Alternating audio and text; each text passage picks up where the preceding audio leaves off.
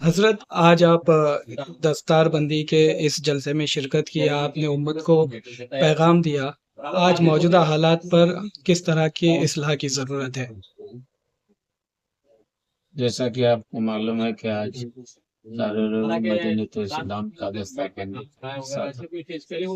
اس میں نے اسلام کی حقانیت کو بتانے کی کوشش کی کہ آج اسلام کے اوپر جو لوگ الزام لگاتے ہیں کہ اسلام میں مرد عورت کو برابری نہیں دی ہے، مرد کو زیادہ اسلام نے پاور دیا ہے، عورتوں کو کم اسلام نے پاور دیا ہے، اسی کو میں نے بتانے کی کوشش کی کہ اسلام نے غریبوں، یتیموں، مسکینوں، مظلوموں کا خیال فرمایا ہے، انہی لوگوں کے درجات کو بلند کیا۔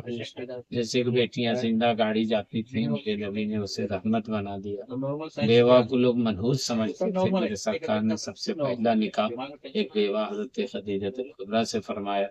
لوگ کہتے ہیں کہ طلاق مرد دے سکتا ہے، عورت کیوں نہیں دے سکتی؟ میں ان سے کہتا ہوں کہ بھائی طلاق کا پاور اسلام نے مرد کو نہ دیا تو عورت کے اوپر احسان کیا ہے، اس لیے کہ عورت گھر کی مالکن ہوتی ہے، ملکہ ہوتی ہے، اور اگر مرد کے ساتھ ساتھ عورت کو بھی طلاق کا پاور اختیار ہوتا تو ہر مرد کو یہ شک ہوتا کہ میں کہیں باہر جاؤں گا اور طلاق دے کر کے میری پراپرٹی نہ لے جائے، میرا پیسہ نہ لے جائے، میری زمین پر قبضہ نہ کر لیں۔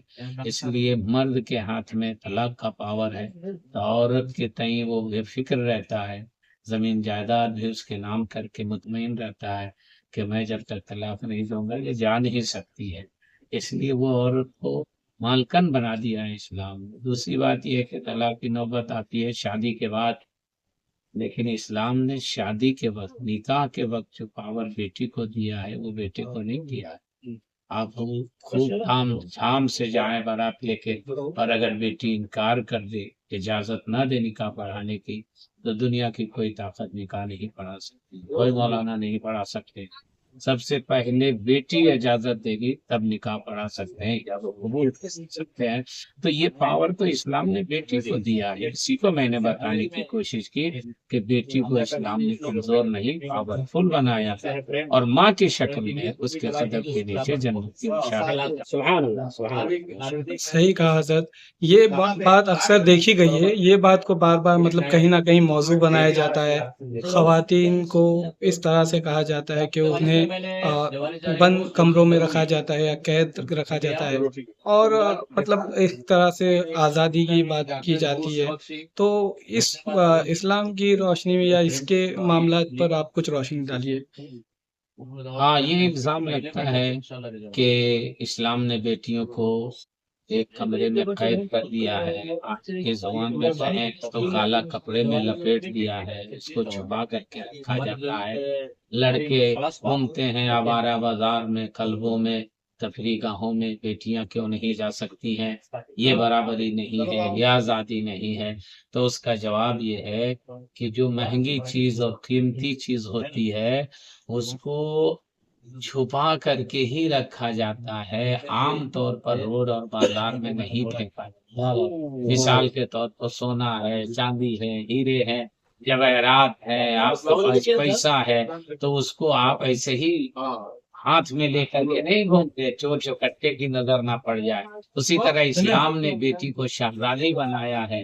اسلام نہیں چاہتا ہے کہ کسی غیر کی نظر پڑے اور اس کی عظمت پر آج جو اتنی برائیاں ہو رہی ہیں، ریپ کا کیس ہو رہا ہے، اس کی ایک وجہ یہ بھی ہے کہ بیٹیوں کو لوگوں نے بے پردہ کر دیا ہے، اور وہ ایسی چیزیں استعمال کر رہے ہیں، ایسے کپڑے کا استعمال کر رہی ہیں جس سے اس کے خط و خال نظر آ رہے ہیں، شیطان ورگلاتا ہے اور زنا جیسے گناہ کبیرہ میں لوگوں کو مبتلا دیتا ہے۔ اور میں آپ کو بتاؤں کہ اسلام کی 3 چیز کو دیکھیے جہاں پر چادر چڑھتی ہے۔ پہلا میرا کعبہ ہے جہاں غلاف کعبہ چڑھایا جاتا ہے، دوسرے میں بزرگوں کا مزار ہے وہاں چادر چڑھائی جاتی ہے، تیسرے میں ہماری بیٹیاں ہیں جہاں نقاب پہنا ہے، اور چوتھے میں کتاب ہے قرآن شریف جس پر جزدان چڑھایا جاتا ہے۔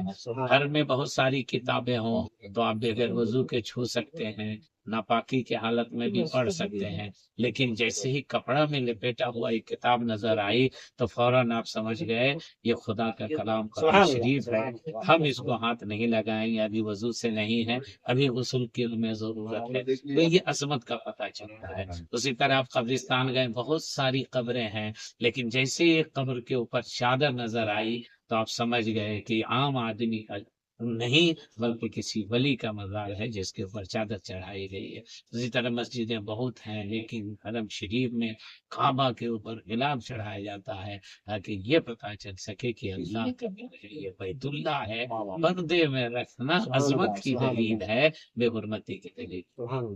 उम्मत के लिए क्या पैगाम, तमाम लोगों के लिए? उम्मत के लिए यही पैगाम है, सारे मुसलमानों के लिए यही पैगाम है कि आप अपनी बेटियों को पढ़ाइए, खूब पढ़ाइए, मगर सबसे पहले कनीज़े फातिमा बनाइए। अपने बेटे को बनाइए IAS IPS, मगर सबसे पहले गुलाम नबी बना दीजिए, गुलाम मुस्तफ़ा बना दीजिए।